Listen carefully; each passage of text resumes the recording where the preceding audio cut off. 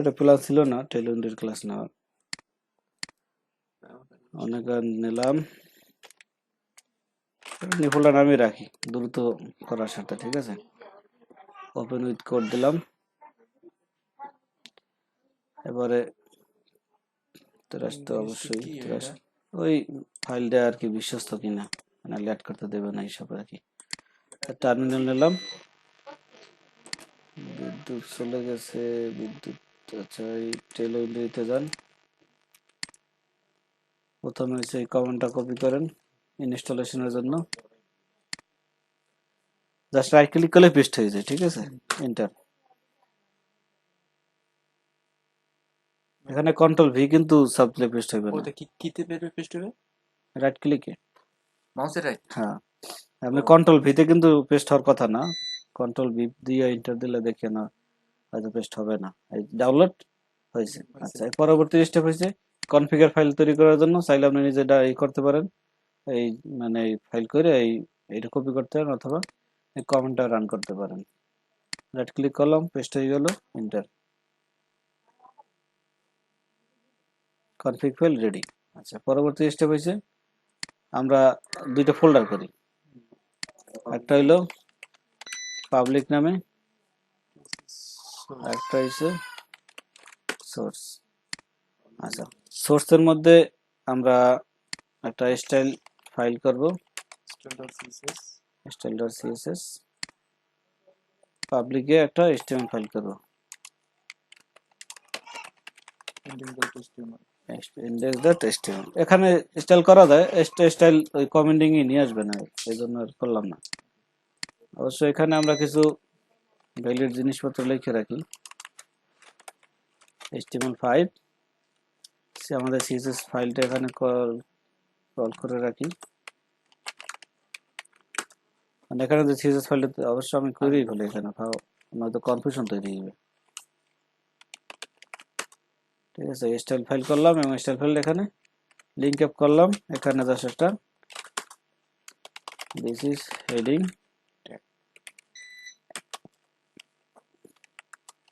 Class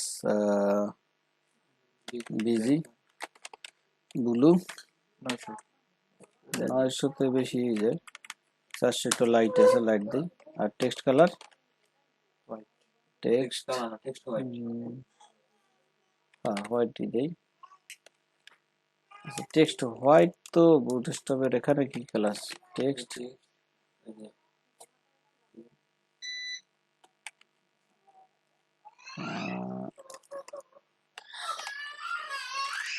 এখানে এটাই দিয়ে রাখা অপোজিটি 50-এর গেল এটা। এবারে পরবর্তী স্টেপ কি, সোর্স ফাইলে এটা পেস্ট করতে হবে আমাদের সোর্সের স্টাইল ফাইলে। এই বেস সিএসএস গুলো কপি করলাম, পেস্ট করলাম। এবারে পরবর্তী স্টেপ হচ্ছে ওয়াসটা সেট করা, মানে এখানে ওয়াস সেট করে দেওয়ার জন্য আমরা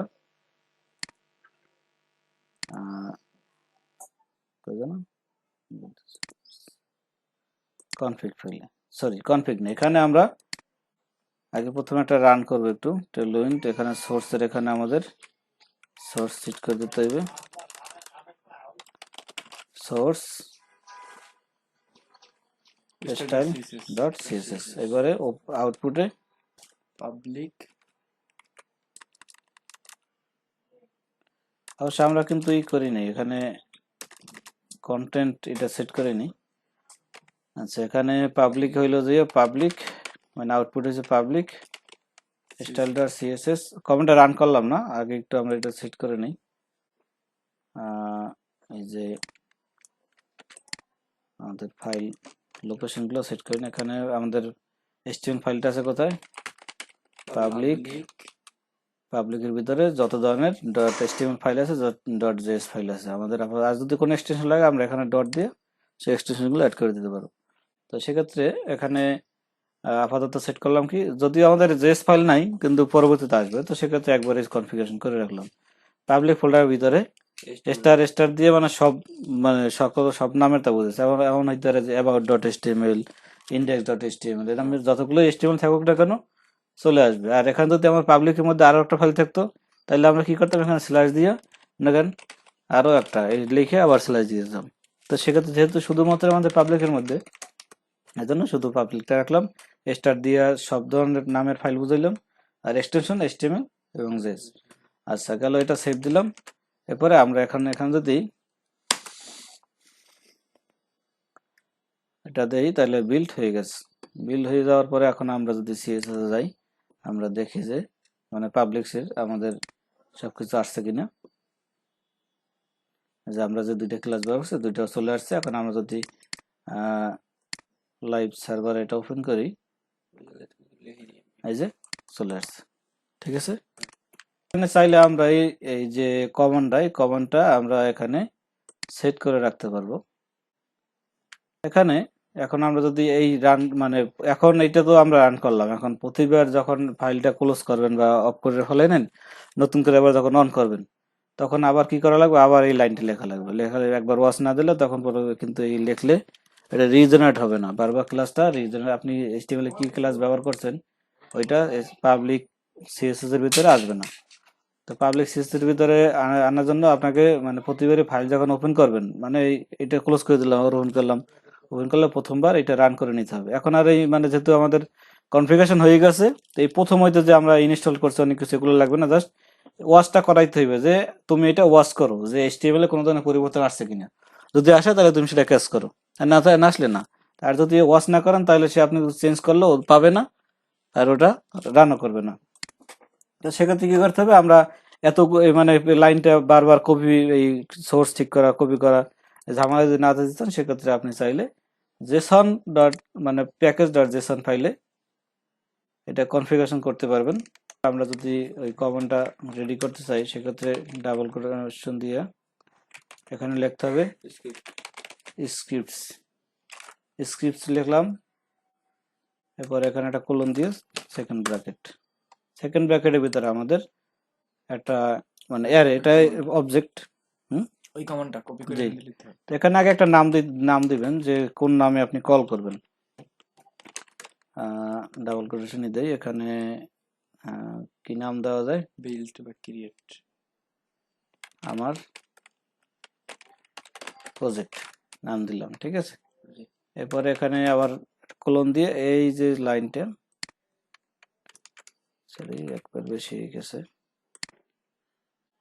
লাইনটা কপি করেন, এবার এখানে ডাবল কোটেশন দিয়ে পেস্ট করে দেন, বাস কাজ শেষ। এখানে একটা হবে, কলন হবে, যে এতক্ষণ লাল ছিল আর কি, মানে কমা হবে না, তো এখানে আবার সিনট্যাক্স এরর আসতো।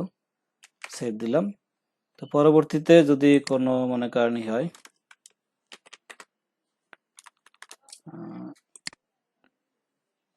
ক্লোজ করলাম, আমরা ফোল্ডারটাকে আবার ওপেন করলাম।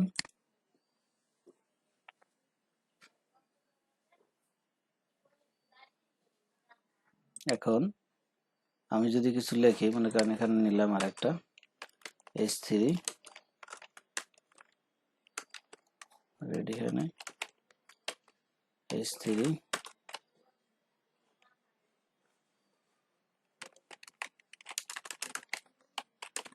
this is heading plus text blue 600 দিয়ে দিলাম। আর এখানে আগে একটু অবশ্যই কি করতে হবে, আমাদের কি করতে হবে, ওইটা রি করতে হবে না? কমান্ডটা রান করতে হবে না, হ্যাঁ, ওই যে npm রান, আমার প্রজেক্ট, এই যে এখানে কি নাম দিয়েছিলাম, আমার প্রজেক্ট, এই যে নামটা আমার, হ্যাঁ সরি, আমার প্রজেক্ট রান হয়ে গেছে। এখন আপনি এখানে সেভ দেন, এই যে বিল্ড হইতেছে, স্টাইলে আসেন, এই যে ব্লু আসছে। এখন আমরা যদি এখানে এটাকে লাইভ সার্ভারে যাই, আবার এই যে ব্লু, ঠিক আছে। তার মানে আমরা এখন এই বড় একটা লাইন এখন আর আমাদের লেখা লাগবে না, জাস্ট আমাদের এই কমান্ডটা দিলেই হবে যে রান, npm রান। এবার আমাদের যে নামটা, প্রজেক্টের নাম দিলাম, এটাকে বিল্ড প্রসেস বলে, এই যে প্রসেসটা আপনি দিয়েছেন, প্রসেসের নাম যেটা দিয়েছেন এই নামটার সাথে দিলেই চলে আসবে। আশা করি বুঝতে পারছেন। হ্যাঁ